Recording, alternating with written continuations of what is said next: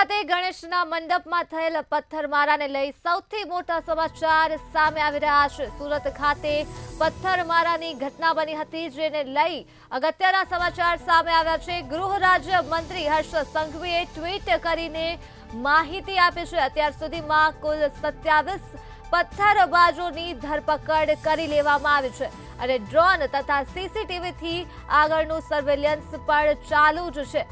માહિતી સુરતથી મળી છે, જ્યાં તમામ પથ્થરબાજો સામે સખતથી સખત કાર્યવાહી કરવામાં આવશે। હર્ષ સંઘવી દ્વારા ટ્વીટ કરી માહિતી આપવામાં આવી છે, ત્યારે સૂરજ ઉગતા પહેલા જ પથ્થરબાજોને પકડી લેવાયા છે। ગૃહ રાજ્ય મંત્રી હર્ષ સંઘવી દ્વારા ટ્વીટ કરી આ માહિતી આપવામાં આવી છે। સુરત ખાતે ગણેશજીના મંડપમાં જ પથ્થરમારો થયો હતો અને બબાલ થઈ હતી, ત્યારે હાલ 27 પથ્થરમારોની ધરપકડ થઈ છે અને ડ્રોન તથા સીસીટીવીથી સર્વેલન્સ ચાલી જ રહ્યું છે। તમામ પથ્થરબાજો સામે સખત કાર્યવાહી પણ હાથ ધરવામાં આવશે। હર્ષ સંઘવીએ આ માહિતી આપી છે ટ્વીટ કરીને। સુરત ખાતે ગણેશ મંડપમાં બબાલ થઈ હતી, પથ્થરમારો કરવામાં આવ્યો હતો, ત્યારે હાલ ગૃહ રાજ્ય મંત્રી હર્ષ સંઘવી દ્વારા ટ્વીટ કરી સમગ્ર મામલે માહિતી આપવામાં આવે છે। વરિયાળી બજાર ખાતે આ પથ્થરમારો કરવામાં આવ્યો હતો અને વાતાવરણ ખૂબ જ તંગ બની ગયું હતું, ત્યારે ઘર્ષણના દ્રશ્યો પણ ઘટના સ્થળ પર સર્જાયા હતા। પથ્થરમારો કરવામાં આવ્યો હતો, ત્યારે હાલ ગૃહ રાજ્યમંત્રી હર્ષ સંઘવીએ ટ્વીટ કરી વધુ માહિતી આપી છે। સૂરજ ઉગતા પહેલા જ પથ્થરબાજોને પકડી લેવામાં આવ્યા છે। ગૃહ રાજ્યમંત્રી હર્ષ સંઘવીએ આ માહિતી આપી છે। ગૃહ રાજ્યમંત્રી દ્વારા ટ્વીટ કરવામાં આવ્યું છે અને ટ્વીટ કરી આ મામલા અંગે વધુ માહિતી તેઓએ શેર કરી છે। અત્યાર સુધીમાં કુલ 27 પથ્થરબાજોની ધરપકડ કરાઈ છે અને ડ્રોન તથા સીસીટીવીની મદદથી હજુ પણ ઘટના સ્થળ પર સર્વેલન્સ ચાલુ જ છે, ત્યારે તમામ પથ્થરબાજો સામે સખત કાર્યવાહી કરવામાં આવશે।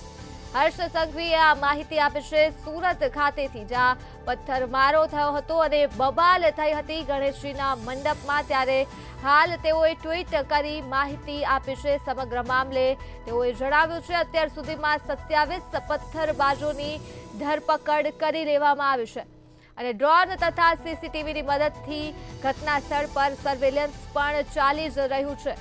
પથ્થરમારાની ઘટના સુરત ખાતે આવેલ વરિયાળી બજારમાં થઈ હતી, જ્યાં ગૃહમંત્રી મોડી રાત્રે ઘટના સ્થળે જ પહોંચ્યા હતા અને હાલ તેઓએ ટ્વીટ કરી માહિતી શેર કરી છે। તો આ મુદ્દે જ આપણી સાથે સંવાદદાતા રાબિયા સાલે ફોનલાઈન પર જોડાઈ ગયા છે। જી રાબિયા, ગૃહ રાજ્યમંત્રી હર્ષ સંઘવીએ ટ્વીટ કરી વધુ માહિતી શેર કરી છે, શું કહેશો? ગૃહ રાજ્યમંત્રી હર્ષ સંઘવી દ્વારા ગઈકાલે જે સવારના કાર્યક્રમની અંદર તમામ જે ભાવિ ભક્તો છે એમને ગણેશ મહોત્સવની શુભકામના આપી હતી અને ત્યારે રાતે જ્યારે આવી ઘટના બનતી હોય છે ત્યારે વ્યવહારિક છે કે તમામની લાગણી દુભાતી હોય છે, જેને લઈને એક કાર્યવાહી કરવાના પણ જે છે આદેશ આપી દેવામાં આવ્યા હતા।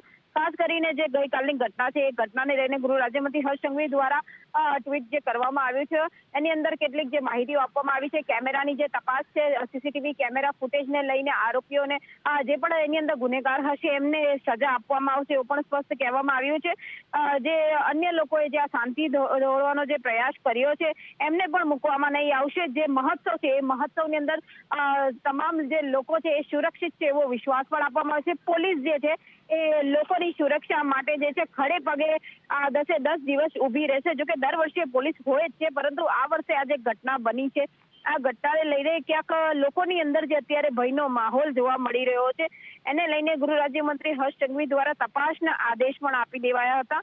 અને અત્યારની જે વાત કરીએ તો અત્યારે જે રીતે બેની અટકાયત કહી શકાય, સગીર જે બાળકો હતા એ બાળકોમાંથી બેની અટકાયત કરવામાં આવી હતી, એમની પૂછપરછ કરવામાં આવી હતી।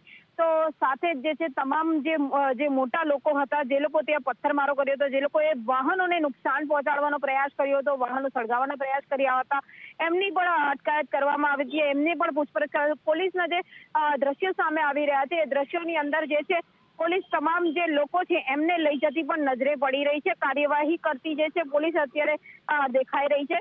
ત્યારે મોડી રાતે બનેલી ઘટનાની અંદર ગૃહ રાજ્યમંત્રી મોડી રાતે જ જે છે સ્પોટ પર પહોંચી ગયા હતા। ઘટના સ્થળે પહોંચીને જે છે તેમના દ્વારા આખી ઘટનાનો ત્યાગ મેળવવામાં આવ્યો હતો અને ત્યારબાદ એ ઘટનાને લઈને પોલીસને તપાસના આદેશ અપાયા હતા।